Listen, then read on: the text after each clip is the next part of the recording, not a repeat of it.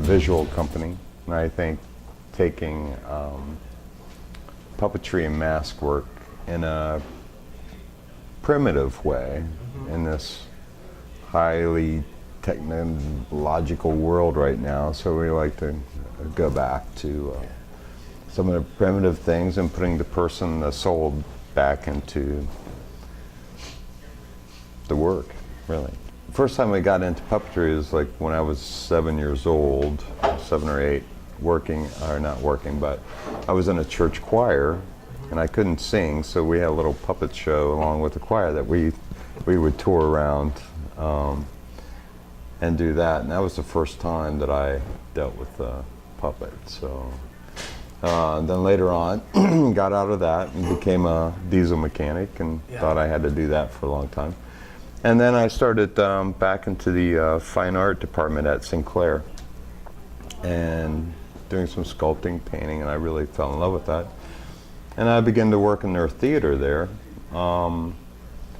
And they needed some puppets for a show, and I said, well, you know, I like this. And once I started doing that, I really liked it to see how it came alive on stage, and just really started digging into it a lot more. And then later I said, wow, let's make some shows. I guess it kind of has to do with your background. I was a mechanic, so, and I really like the gadgets of certain things, and it's kind of crude, so, but that's kind of how everybody has their own style of how they would put that together, or how they would make that move, which gets very interesting. Puppetry being a global thing, I mean, starting from before spoken word, this is how they told stories, you know, just by puppets, either that or a mask, and they begin to move, and it depends on, you know, what part of the world that is.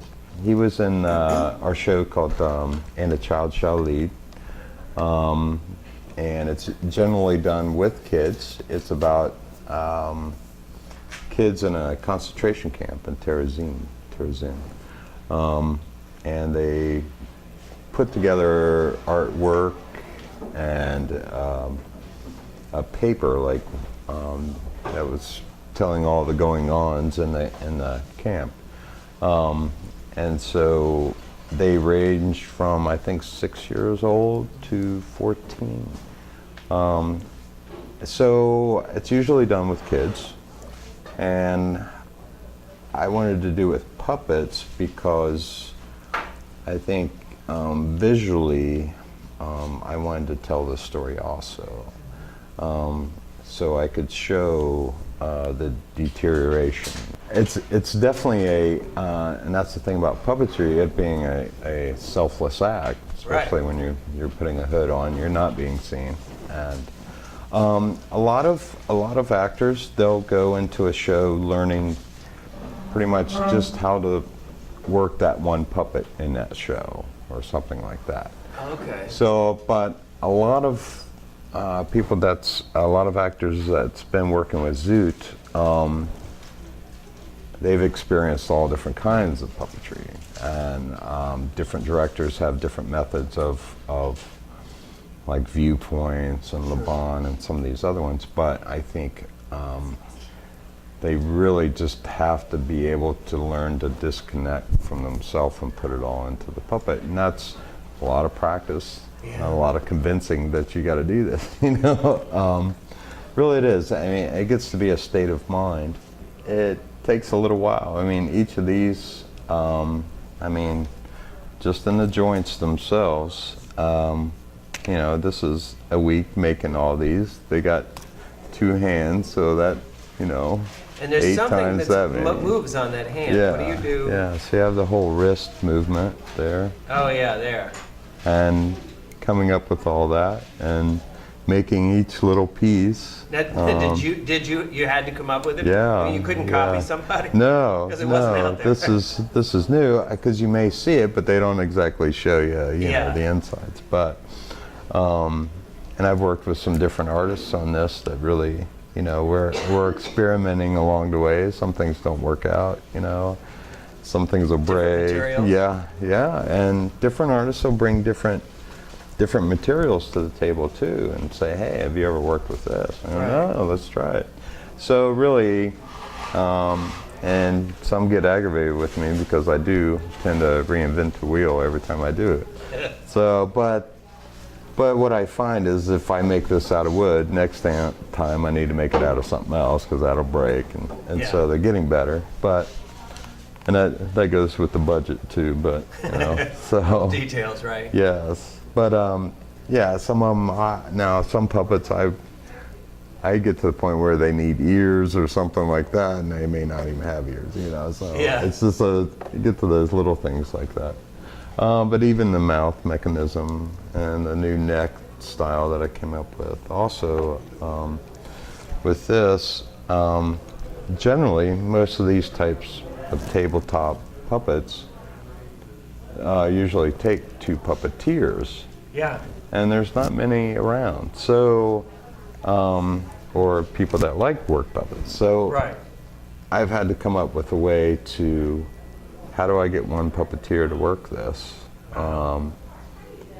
and still get some movement? So this walking device that came in here, so they can walk. Okay. And which I use a lot now. See, and that's something that I just, many times as I've seen, I haven't. So I didn't realize that was the mechanism. Right. Yeah. Which works out great. Yeah. And so, I mean, but there's other challenges to that where that puppeteer's got to balance this, and still get somewhat realistic movement out of it to be able to talk with it. So, but some of the process too is, and what's nice now is I've had some puppeteers with me for a while, so I know them and I know what they can and can't do, and so you can play to their strengths. Yeah, and also they're a way of developing a character. So there's times where I'll make a puppet and I'll hand you this puppet, and you're working it, and it's just not balancing out, and I'll try to fix that with you developed the character right. Okay. So and what the difference is it's different when I build it. I'm building it, this character, right, but you're over there rehearsing building that character too, so it's trying to make that find that balance. And when I get to hear their voice and that sort of thing, it does change the face sometimes. It does change certain characteristics of that. And I only build these things really to last 3 or 4 weeks. A run of a show. Is that right? Right. So, but some of them I've definitely saved the heads. We did Moby Dick a long time ago, and I've saved those because those are like overly complicated, and that was some of our first designs. I mean, they were heavy. They, I was like, we're not going to use these again. But, and so it come along. But I saved certain ones. But there's some that we had a dumpster full of some that it's just, and I'm crying. No. So, but like these, I saved these as some of my favorites. I think that I have my favorites, but they say it too. It's like, well, if you want to save it, take it home. So I have. I was like, okay, I'm taking that one too. Yeah, it has a little handle back here for trigger. So, hello. Eric could say hi to Gene. Thank you. It's a paper clay. Let's see, this was something new that we got on the internet. I was trying to find some kind of clay that I can use cheaply and still get the strength, and it is an actual mixture of toilet paper, glue, and joint compound, and they're actually a little heavy, but they have a little piece of wood in them because these guys had to hold stuff. So I have little paper clips in here to hold different things.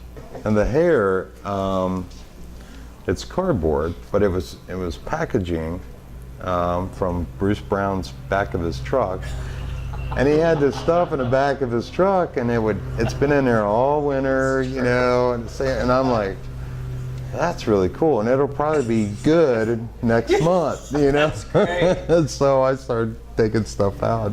It's rewarding to see how we can see something different, what we can do with a splash of color, or fill the space that's around us, the negative space, and with something as we sculpt it or change something. But we tend to challenge that space and what we can feel it, you know, and that's kind of why I do that, and telling a story of whatever it may be.